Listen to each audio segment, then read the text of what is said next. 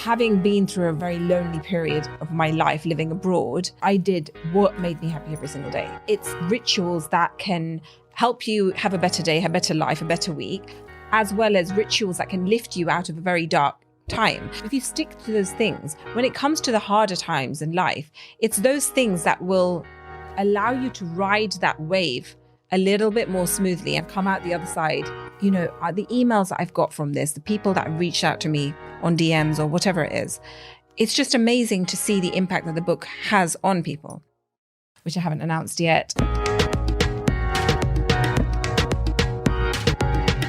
Welcome to the Bay HQ podcast, where we inspire, connect and guide the next generation of British Asian entrepreneurs. Today we have with us Mira Manek, who's the founder of Chai By Mira, an author and a wellness expert. How are you doing today, Mira? Really good. Thank you for having me. You do so many different things and you've had quite a varied career. When you're growing up, what did you want to be? What did you think you were going to end up as? I think I always said artist and then writer at some point. And so I manifested one of them, the writer part. I do love art. And I guess in many ways, the creative arts is what I'm in. Did you ever get encouraged to do that when you were young? Or what was that kind of environment like? Were you pushed towards doing something more formal, professional? How did that? I was really into anything artsy. So I played the sitar for many years.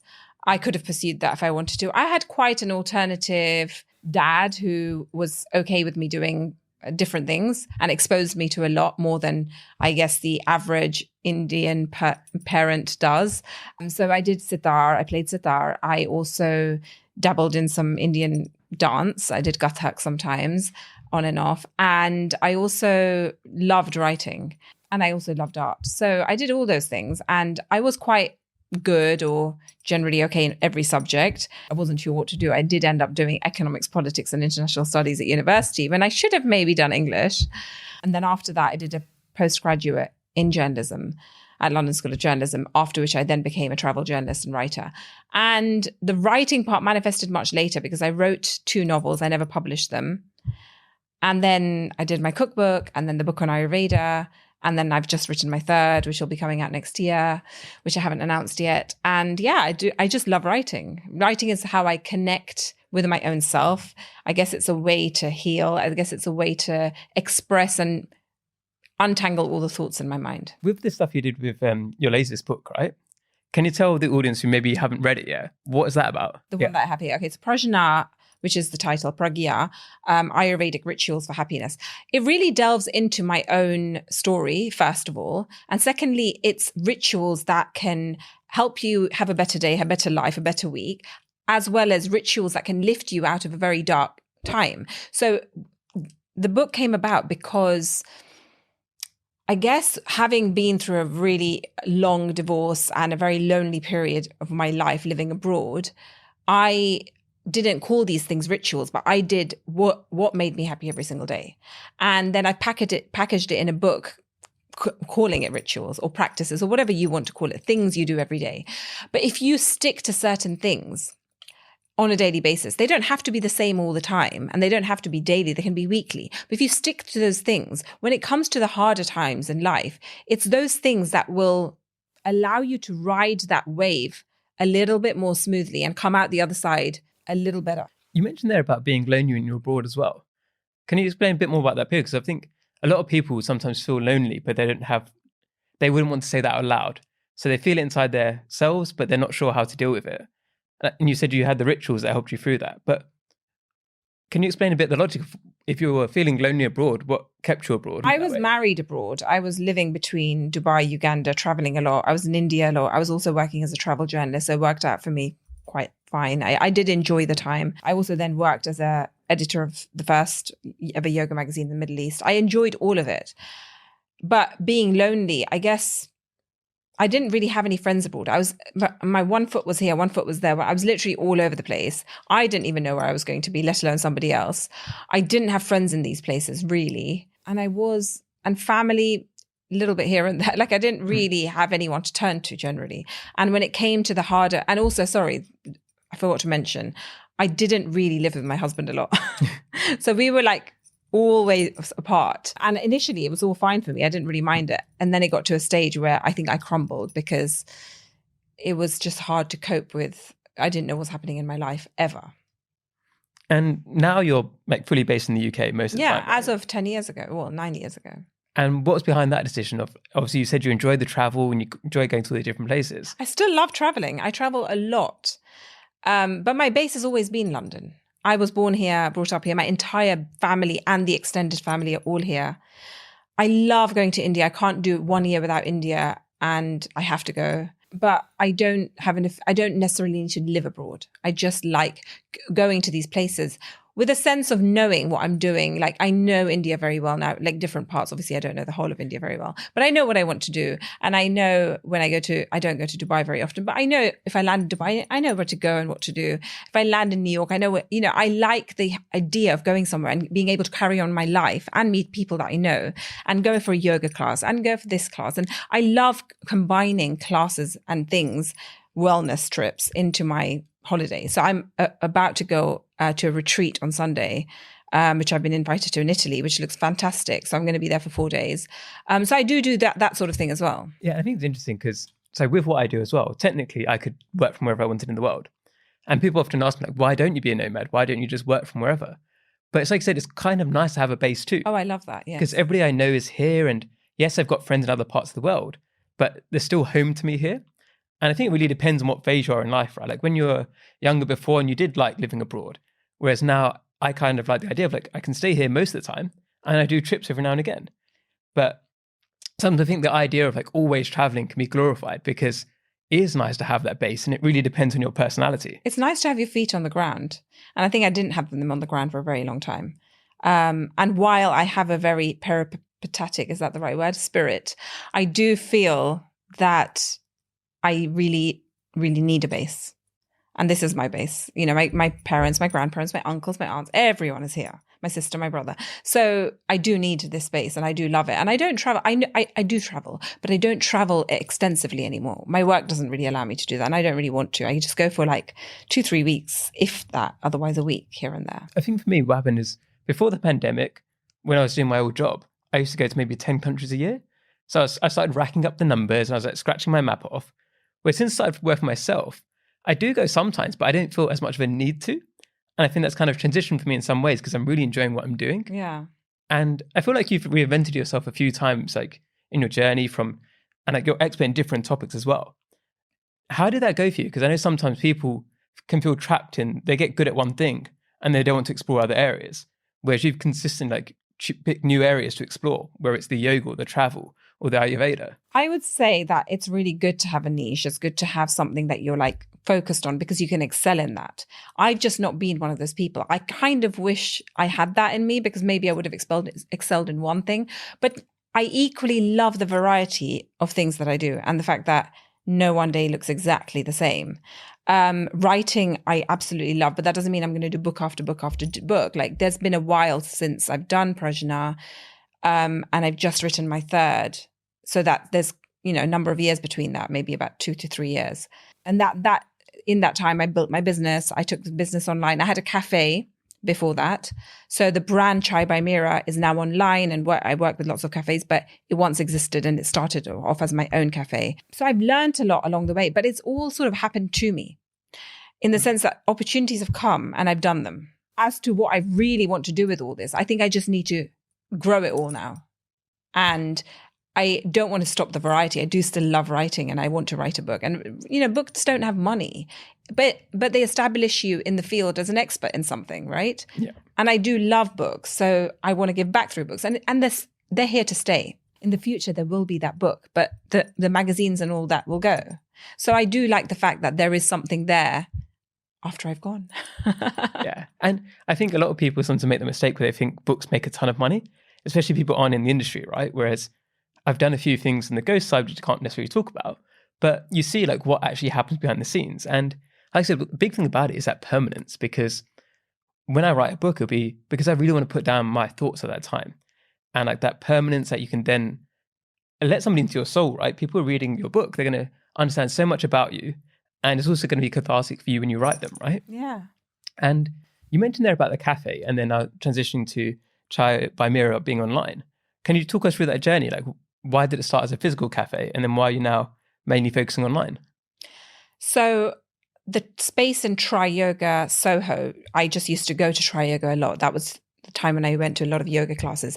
And it just became available, that cafe space. And they offered it to me very, very overnight almost.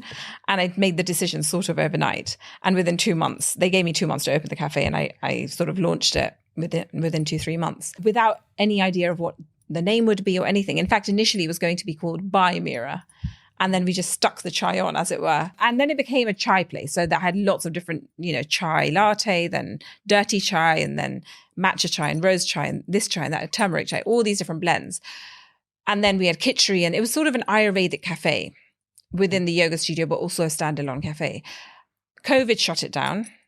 I could have then reopened it. But during COVID, I took the business online because I had a lot of people messaging about where to buy the chai spice mix. And then I realized that there's potential in this. And I created these blends, which in the cafe, we just blended them together.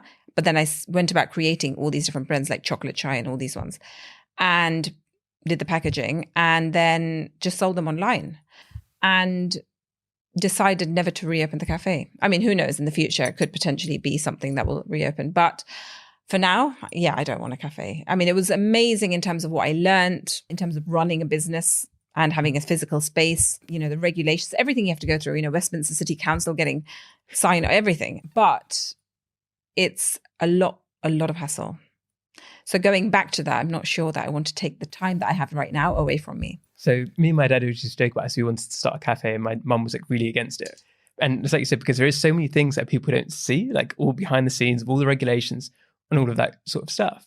If you were to open a cafe again today, what would you do differently from what you did last time? I guess it's just writing a business plan, making sure that you're going to make the right amount of money from it.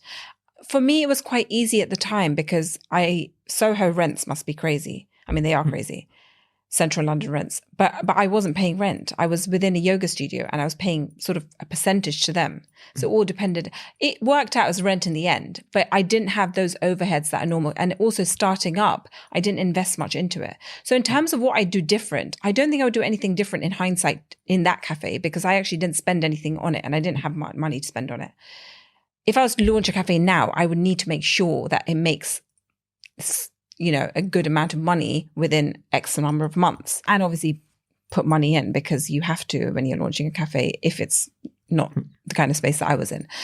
So that's how I would do things differently. Make a proper business plan, making sure it makes financial sense. But going back to the book, you were saying that it's a cathartic process and it's a really amazing thing to write a book, even though there's no money involved and people don't realize that. It's very true that people don't realize that. And I think I even thought that, it's a really successful thing to do. But I think it once was. I think people used to get, much better deals back in the day. Someone was telling me yesterday she used to get she's an authority in her field and she's done 8 books. She got for her first book deal 80,000 and now she's being offered 5. That's not reflective of what she's done. It's reflective of what's happened to the industry. And that's the advance that you get. It's not that you only earn that much money. But the thing about books are that, the emails that I've got from this, the people that have reached out to me on DMs or whatever it is, it's just amazing to see the impact that the book has on people. Recipes, of course, my first book was a cookbook, and hopefully that will it still keeps on living on. People still make the recipes from that book, and that's wonderful. But a book like this, which is, I guess, more in the field of self-help, what else, Ayurveda, wellness, can help people and continue to help people. And it's really nice to see the impact that it has. So in the online space, right, people often go for the short form content because it's easier in a way, right? It's easy to make a 15-second TikTok. It's easy to write a tweet. But the difference is that sometimes get you attention. But if you really want to build trust, that's where a book comes in. Even a podcast, for example. People are willing to listen to us talk for half an hour. They're going to get to know us better. They're going to hopefully like us a bit more, hopefully. And then from there, it really builds that close relationship. And those are the people who are going to contact you. And you're going to be able to make a bigger difference in their lives because they trust you more. And that's when I think that people are transitioning. A lot of people start maybe with the short form content, which is like an easy way to get in. But if you really build that trust and make an impact, that's where something like a book comes into play. Because I don't think many people have said, oh, this tweet changed my life or this TikTok changed my life. Whereas your book might have changed their life. And that's where like the focus of it should be in some ways. Like you said, you can make decent money from it. You can use it to get other opportunities in your business. But it's that impact you can make on people, which is so much deeper through a book. Yeah, I mean, when I was living in Dubai, and even before that, I used to go to these literary festivals, and I used to be so wowed by authors. I just was in awe of authors, and that was in the day and age where you couldn't necessarily reach out to them on Instagram or tag them on something. I mean, those were not the days of Instagram. I think those are the days of Twitter. But regardless, you couldn't just reach out to them. So it was almost like, oh, I met this person, and you'd go and take a photo with them. You wouldn't be posting it, but you just take a photo with them, and be like, oh my God, this person's amazing. And I just used to go and listen to these people, these authors speak, and be surrounded sort of by them. That was the time when I had written 2 novels, which I hadn't published. So I always had this dream of publishing books. And then when I published, obviously the world's become smaller, Instagram started, and it's much more accessible for people to reach me or me to reach other people. And it sort of brings the level a bit closer or down a notch. Like, I used to look up to these people, and I still do, but it's like I'm on par with them, not just because I'm an author, but because everything's reachable on Instagram now. Yeah. But it is sort of achieving a dream, because I always used to look at writers and authors and think, oh my God, I'm in awe of them and I want to become one. So you've mentioned your 2 unpublished novels a few times now. Oh, yes. So people might be thinking this, I'm going to ask is, are they ever going to be released? Well, I haven't worked on them in the last 5 or 7 years. I will at some point. I do want to go back into creative writing and story writing. And I think in my 3rd book, I have actually done a lot of that travel story writing as well, which is really nice. And I've loved doing it. I probably will go back to it. I just don't know which novel, or whether there's another whole new novel that will be coming out, whether it's those stories or not, I don't know. There's definitely something in there, because I think with all the experiences I've had, I do want to write something. Yeah, because I think fiction and non-fiction book writing is very different to each other. The way even getting a proposal, getting a book deal for a fiction person versus a non-fiction is totally different. Because non-fiction is so much based on your credibility and your authority and who you're going to be able to sell it to and how many followers you have. Whereas the fiction side is a bit more based on what's your story? How interesting is it? And can you create this story with your writing? Yeah. And with the book, so how much, like if we look at your years so far, how much of your time do you think has been spent on the different projects? Where did your time go? That's a really interesting question. I would say Chai By Mira probably takes up about 25% of my time. My book, because I've only just been writing it this year, so I guess the whole summer has gone in that. Since July, I've been writing it, so maybe just since July, probably about 50% of my time. And otherwise, I also consult. So I'm a health coach, and I'm going to bring that whole thing online soon, because right now I've just been doing it word of mouth, people I know, and that takes up about 10%. But hopefully that will be more soon, because I'm going to be working from a space. And my own wellness, I just think I focus on my own health and wellness a lot. And I've gone to a few conferences here and there, and I do want to expand my own knowledge about health and wellness. But if you're in the wellness world, it's because you love it and you focus on it yourself. So going to the gym and all of that for me has been almost a project, because I feel like I'm getting better and better every day in terms of my own health. I think that bit's so important, because especially if you're advising other people, it's kind of living what you preach as well, right? If you're telling other people to look after themselves, you've got to look after yourself as well. And it's quite hard sometimes to be very ambitious and you've got all these different plans to actually make time to take care of yourself. I completely forgot one thing, which is a massive project or whatever. Instagram collaborations, working with brands, all of that takes a bit of time as well. So you said the opportunities obviously come to you. So is it no standard week, or do you try to put things into certain days, or how do you block things? Yeah, no, I do have certain mornings that I focus on sort of reaching out to cafes and restaurants so that we can get the chai into different cafes and restaurants. So it's just cold calling, emailing. So I spend a certain chunk of time doing that. The book writing has been very consolidated within a couple of months, because that's when it happened. So no, I don't have a set time. However, I do focus on Chai By Mira on certain days. So with Chai By Mira, how did that all come about? Like you're doing the cafe, but then now taking it as a separate brand and online. What's behind that? So the blend itself, the original chai spice blend that we still use to this day, came about way before the cafe, because I was selling energy balls and this cocoa fudge that I used to make to various cafes, who then were interested in a chai spice mix. But at the time, it was just a masala mix without the sugar. When I went for one of the meetings with one of the cafes, the lady said, well, can you mix the sugar into this so that we can just use it ready-made? And that's when the idea came about. And when I was mixing the sugar, we used coconut sugar, into it, it changed the blend completely. You couldn't keep the same blend. So it took a lot of trials with me, my mother, my grandmother, to actually come up with the final blend, like a bit of black pepper here and there, minus a bit of white pepper, minus some nutmeg, add some cardamom. We added in and changed a lot when we put the sugar into it, such that we came up with a blend. The various other blends in the cafe just came about because I was like, oh, we should have a chocolate chai. Let's add cocoa into it. We should have this chai, rose chai. Let's get the rose syrup. So that's how those blends came about. And during lockdown, I just started creating those blends rather than mixing them and saying it's a teaspoon here and there. I came up with the actual formulas. Yeah. And then in terms of the idea now, because obviously you're selling a lot online, but you're also trying to get into cafes at the same time. And what's the kind of long-term vision for like where you want to get Chai By Mira to?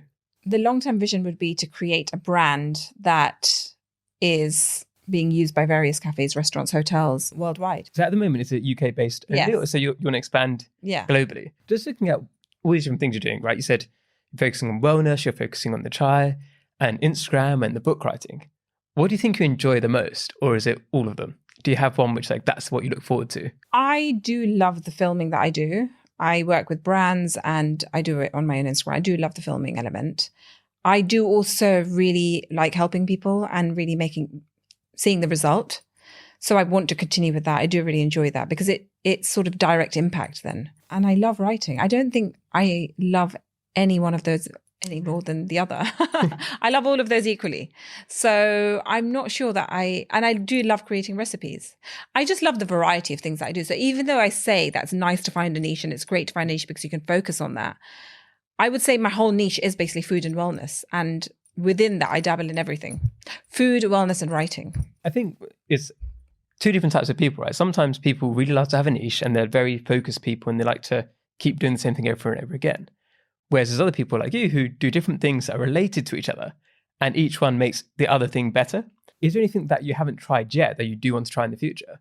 I think I'd like to write that novel one day based on some truths. I do love creating writing and I think I want to go into a hole and write that. No, I don't think there's anything else. I mean, I would like to continue in health and wellness and inspire and help more people through everything that I do. And obviously, one of the backbones of this is how big a following you've created on Instagram and other platforms. How do you think you're able to build that platform? Like, how do you think you resonate with people? What do you think is about how you do things that attracts people? I think authenticity is important, putting out things that are real. They don't have to be, oh, this is my life today and this is my life tomorrow, because I don't really share much about what's actually going on in my life. But authenticity in terms of what you put out there is what you do. So the things like recipes that I put out there are things that I eat. And also for me, it's like, if I am going to put something complicated out there, am I going to be really making that complicated thing for myself? Not really. So I like putting very simple things that maybe people do already do or they've not thought of, just because I think simple wins. For me, it's things that don't take time and yet are very healthy. Little tips that I can share that can help people, like putting seeds in hot water and drinking them, or the stretches, or things that you can do every single day. And it's just a quick reminder for people to go back to their meditative space and take a moment to have a cup of chai or whatever it is. So I think authenticity is key, as in keeping it real. And do you practice what you preach?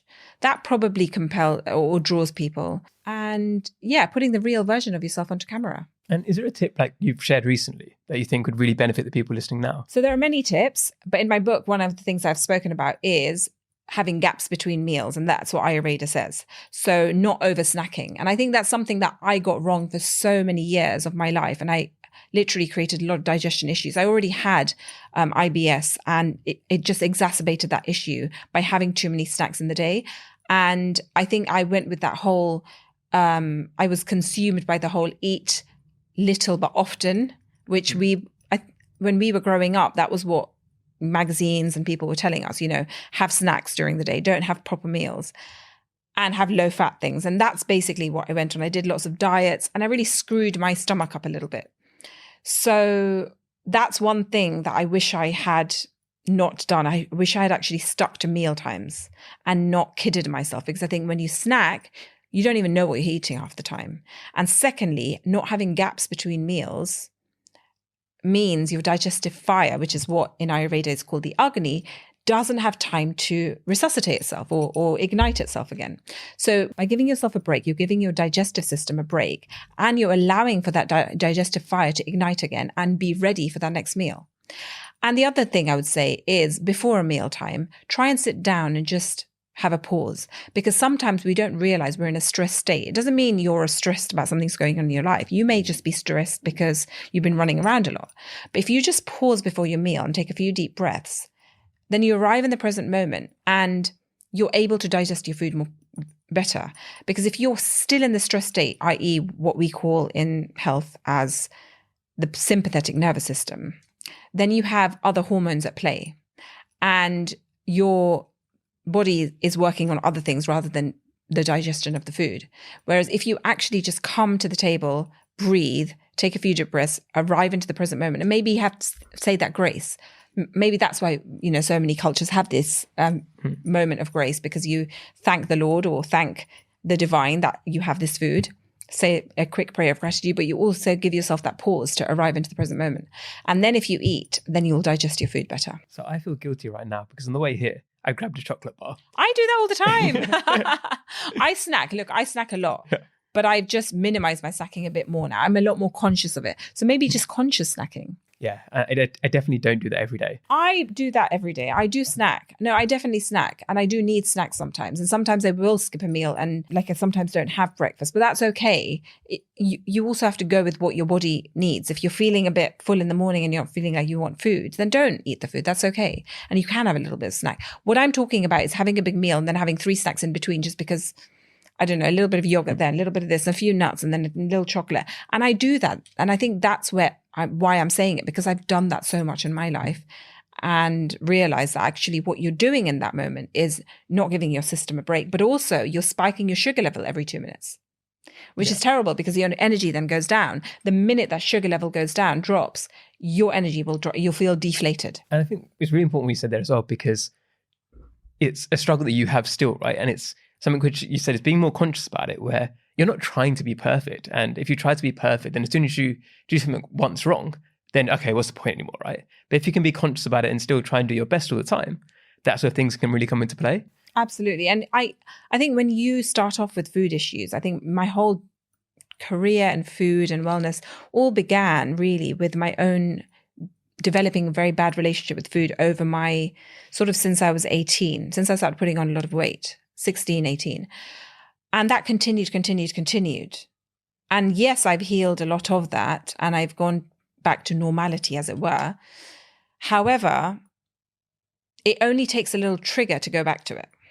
It only takes a little, rough patch in life to go back a little bit. I've never gone back to it, but you do still have days where you're like, oh my God, I'm feeling a bit bloated and fat and I need to not eat today. And I don't not eat. I really can't not eat because I genuinely love food.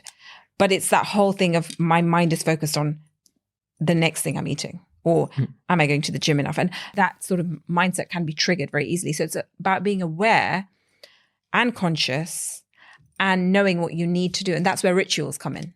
The breath work, because that centers you, that grounds you. The waking up and smiling, just a quick smile of gratitude and saying a few things you're grateful for, and just thanking the Lord, thanking the divine, thanking whatever, the universe for what you do have.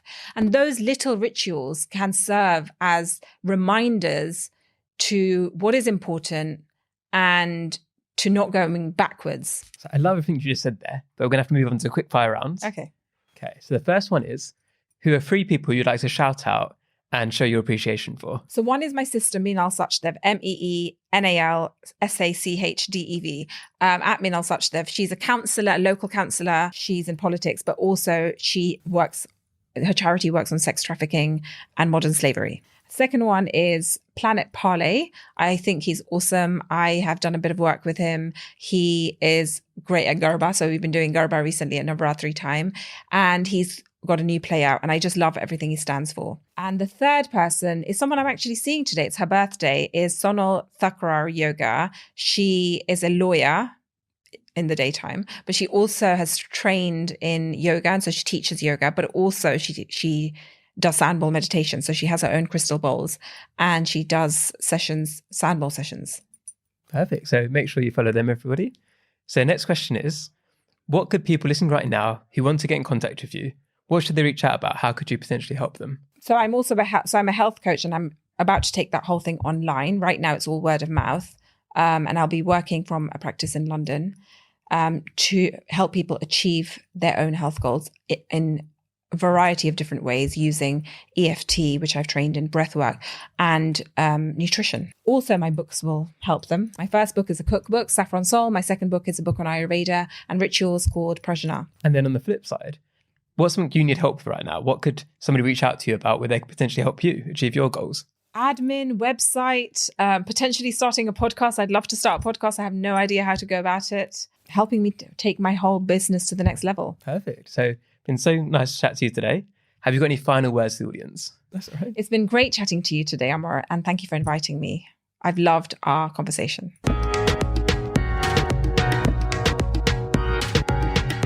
Thank you for listening to the Bay HQ podcast today. In our mission to inspire, connect and guide the next generation of British Asian entrepreneurs, it would mean so much to us if you could subscribe to our channel, leave a review and share this with your friends.